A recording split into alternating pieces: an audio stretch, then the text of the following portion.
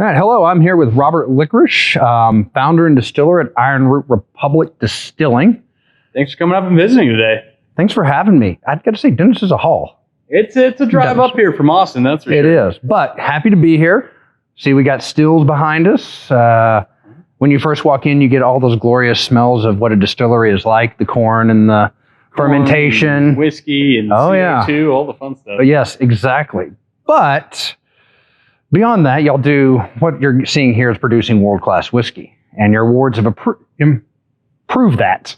And so I figured today learn a little bit about what Ironroot is and where the name comes from, and how that influenced the way y'all are distilling through the élevage process and things like that. So Ironroot, there's grapes involved, cognac. I mean, what's the story? So Ironroot is actually an homage to the history of Denison, the city that we're in. So it's a little known history, but the short matter is that a gentleman who lived here back in the late 1800s named T.V. Munson is credited for saving the French wine and brandy industry.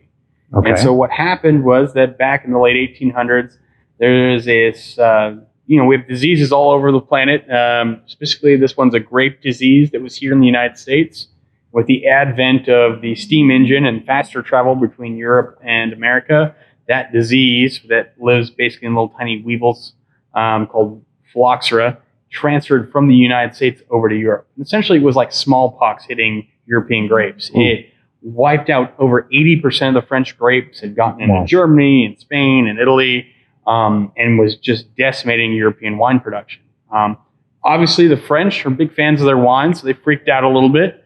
So they sent their scientists all over the world to try to figure out a solution to this issue. The only areas of France that were safe were really areas with really sandy soils, because the weevils couldn't really crawl through sandy soils. But Bordeaux and Cognac, those areas were hit hard. Okay.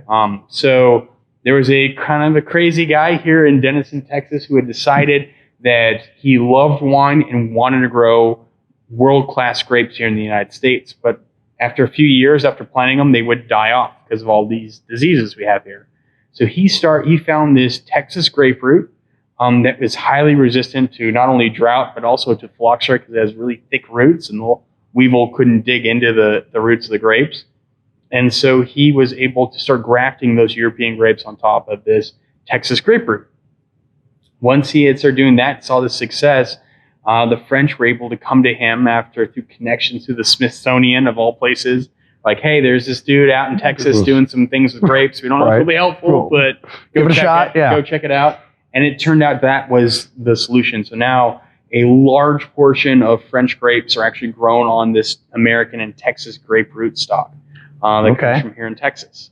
Hence iron. And so it's the iron grapefruits of Texas that saved the French wine, and specifically the Cognac region. So Cognac, so because of this connection, because they were able to start regrowing their grapes, they decided to become sister cities with Denison, Texas. So I gotcha. Every couple of years, they we get master distillers, or the mayor from Cognac will come over and visit us here in Texas. And so we've developed this really beautiful relationship with them. And so for those that aren't familiar with cognac, what is cognac? So cognac is a type of brandy, brandy is spirit distilled from fruit, rather than whiskey, which is distilled from grain. Got it. So obviously in France, they have a lot of grapes. So both cognac and armagnac are going to be distilled from grapes. You have a really famous variety of brandy also called Calvados, which is grown in northern France, which is apple, and generally a little bit of pear. Okay. But so the French, they grow a lot of fruits. So it's basically a fruit-based spirit. Distillate, fruit-based spirit.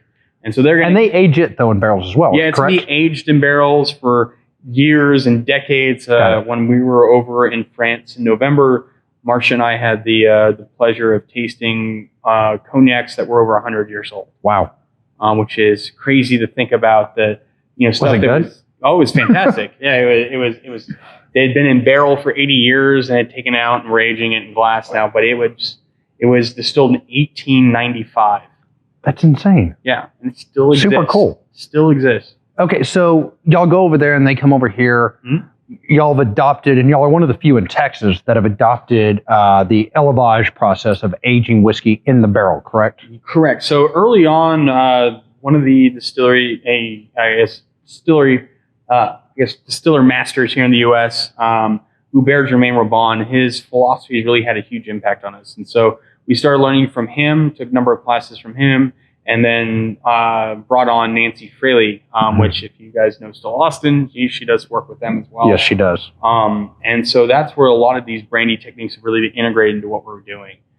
So we don't just do slow reduction, which you'll see a lot when people talk about élevage and slow reduction, but we actually are independently, before we're even considering spirit going into blends, is tasting through barrels every 3 to 4 months and making adjustment in barrels, whether that's proof, whether that's the barrel that it's in. So for non-bourbons, we can actually move whiskey or brandy from newer barrels into older and older casks to reduce the impact of oak on the whiskey, especially here in Texas. These crazy heat, you have to handle that a little bit differently than you would in Kentucky. I mean, that's a huge undertaking to be able to go through that on as often as you do and as much whiskey as you're producing. It's not an easy task. Again, the volunteers for Monday mornings when we're tasting through all the barrels, though, that's a very long list. I was going to say, that's not hard to get volunteers? Not here at our end. So what we do have our tasting panel that we'll bring together every 3 to 4 months. It'll take us about a week to go through all the barrels.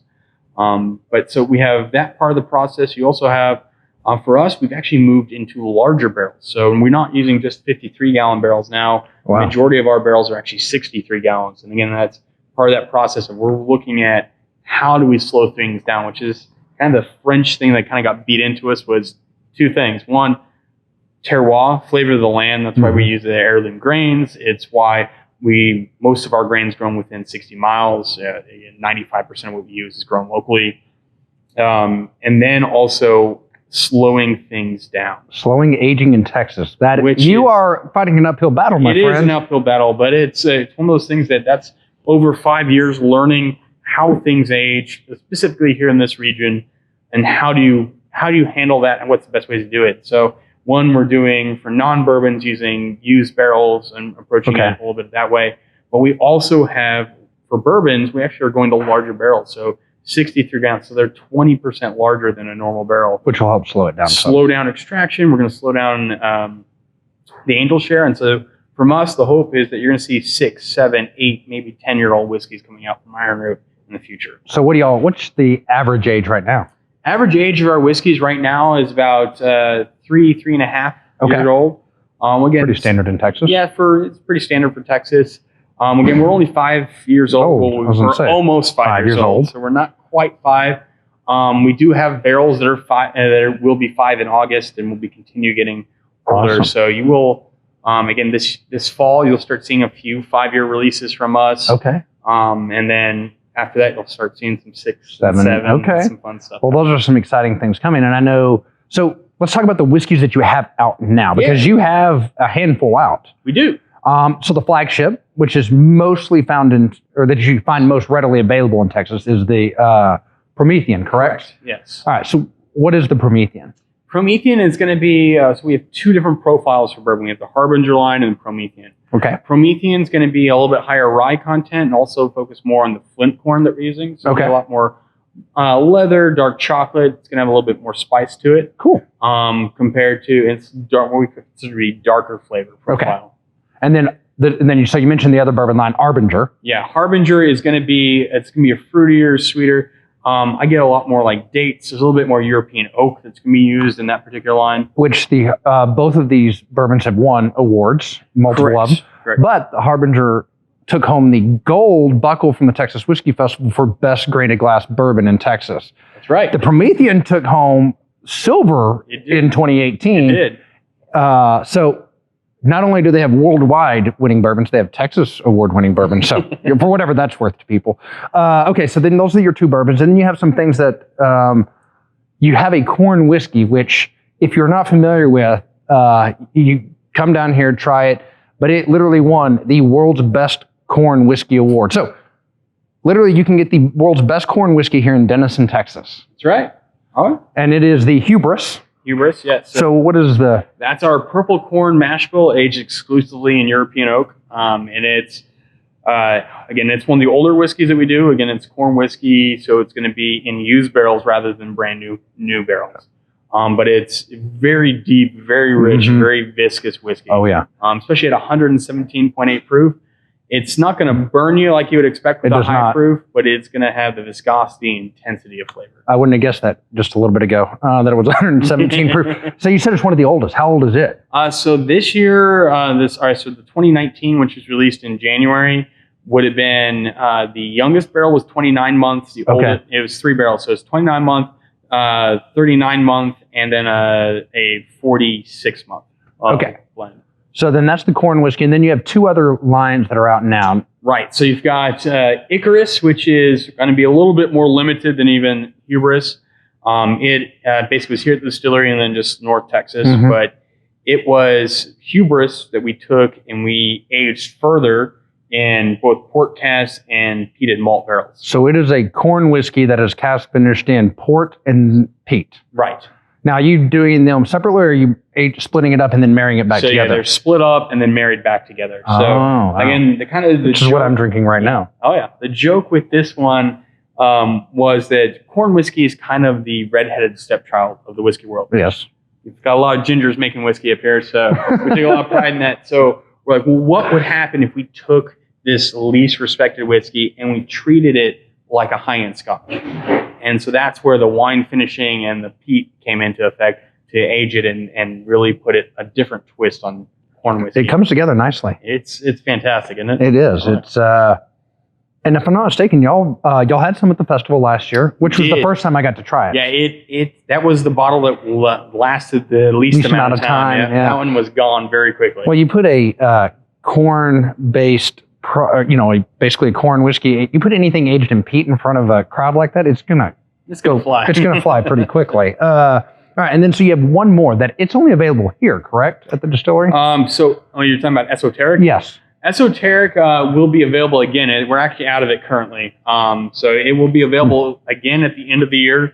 It'll be one of our 5th anniversary releases. Okay. So esoteric is where we put all of our experimental. We do at least 3 to 4 experimental whiskeys a year. Okay. And then those will get blended into esoteric. But kind of the cool thing about esoteric is we'll put a blend together.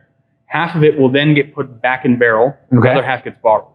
And then we'll age up, and then we'll blend in the new whiskeys. Okay. Half of it gets barreled. The other half goes back to barrel. So esoteric is kind of like an ongoing experiment of whatever y'all kind of do. It's a bastardized Solera method. Is what we call it. So it's Spanish style aging with a lot of their like ports and sherries and wine. Speaking of experimentals, do you have anything that you can share that's coming up? Ooh, shoot. Well, and if the answer is no, then that's fine. Well, there's a few things coming up. Okay. So in the not too distant future, we will be turning 5 years old. We'll be throwing a big party in November.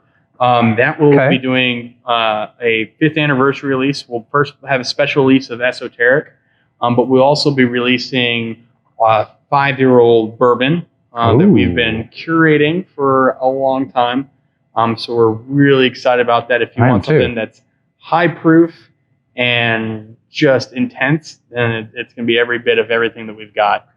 So it's going to be fantastic. It'll be about 200 bottles of that. So everything we've come to expect from an Ironroot whiskey, but 5 years old. Yeah, turn it up to 11. Okay, turn it up to 11, up one step notch. Okay, all right. Well, that is fantastic. So I know that then you and I are trying to figure out a project here coming up soon that if it works out, we'll share more on that. But we're also part of the historic and first ever Whiskey Festival blend that worked with Crowded Barrel, Balcones, and Andalusia on, which I got to say was fantastic. And I appreciate y'all doing that because it was a fun time. Well, thanks for having me. I appreciate you sharing a little bit about your whiskey. And obviously, you can find more information about them online, social media.